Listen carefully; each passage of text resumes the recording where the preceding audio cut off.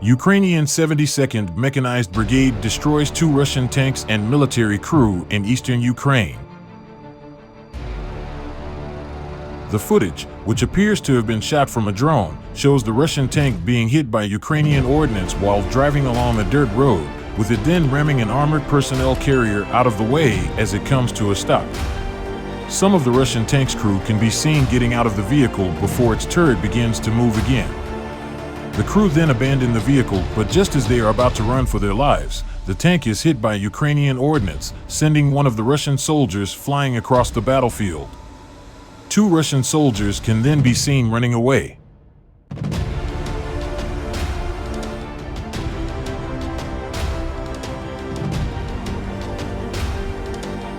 The images were obtained from the ground forces of the Armed Forces of Ukraine on Thursday, November 24th, along with a statement saying, "The 72nd Separate Mechanized Brigade, named after the Black Zaporozhians, have hospitably burned the occupier's tank." Media contacted the head of the Public Relations Service of the Ground Forces Command of the Armed Forces of Ukraine, Major Fedyo Volodymyr, who confirmed that the footage was authentic and that the information was accurate. Major Fedyo also confirmed that the footage was filmed in eastern Ukraine but could not elaborate further for security reasons.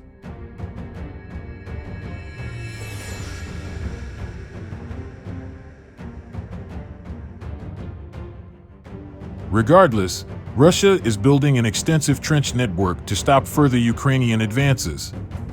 On Friday, the UK's Ministry of Defense reported that Russia was building new defensive lines as much as 60 kilometers back from the front line, apparently planning to settle in for winter.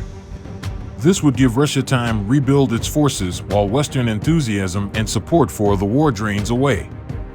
But this is not 1916, and Russia's plans are likely to be blown away by Ukraine's increasingly capable armada of small drones. The reality is we are droning them to death, according to one Ukrainian volunteer.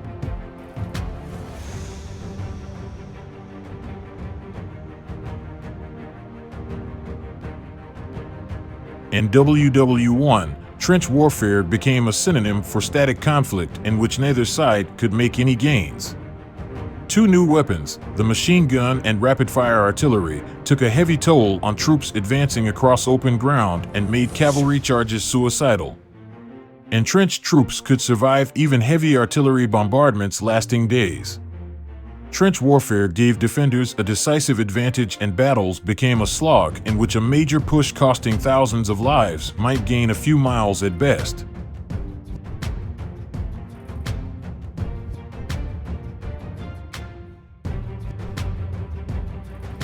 A century later, high-intensity warfare is more mobile, characterized by rapid movement by armored units supported by air power. The Russians may be hoping that Ukraine's relative lack of armor and jets, plus their own anti-tank and anti-aircraft missiles, will allow the defenders in trenches to make any attack too expensive. A prolonged stalemate may be Putin's best hope of staying in the game.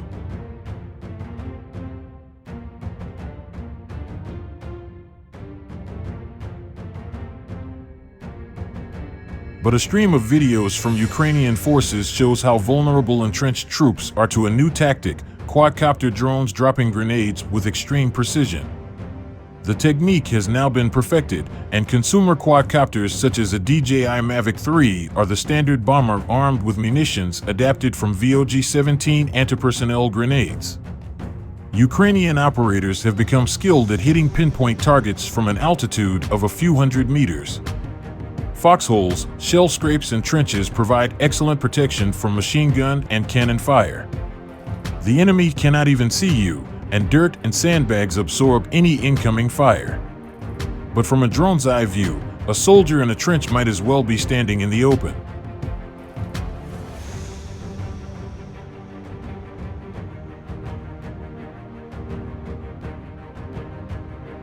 These videos can make difficult viewing. Unlike drone bombing vehicles which disintegrate in a dramatic explosion, these attacks leave bleeding, injured, and dead soldiers.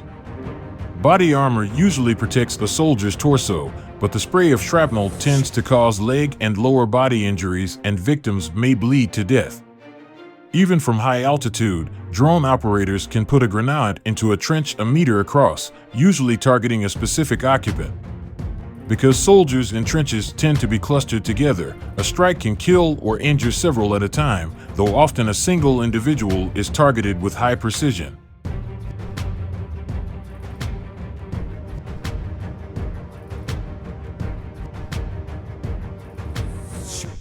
The drones operate from high enough that the Russians never see or hear until too late. Some recent such videos show attacks on troops sleeping in their defenses. Some will die without knowing what hit them. Obviously, we only see the hits, and we do not know the success rate. But unlike a loitering munition/kamikaze drone, if the drone bombers miss, they can simply go back to pick up another bomb for the next try. The supply of cheap grenades is effectively unlimited.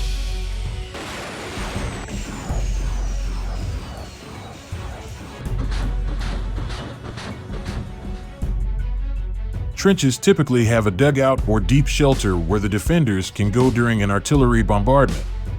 Sometimes these are just cubbyholes in the trench walls, but in WW1 some went down to a depth of 50 feet. Trenches also have sections with overhead cover, usually formed by logs covered with earth. These should give good protection from drone attacks, and some videos show Russians scurrying for the dugout as soon as a bomb hits. But drones can drop bombs into the entrance, or simply wait for those in the shelter to emerge.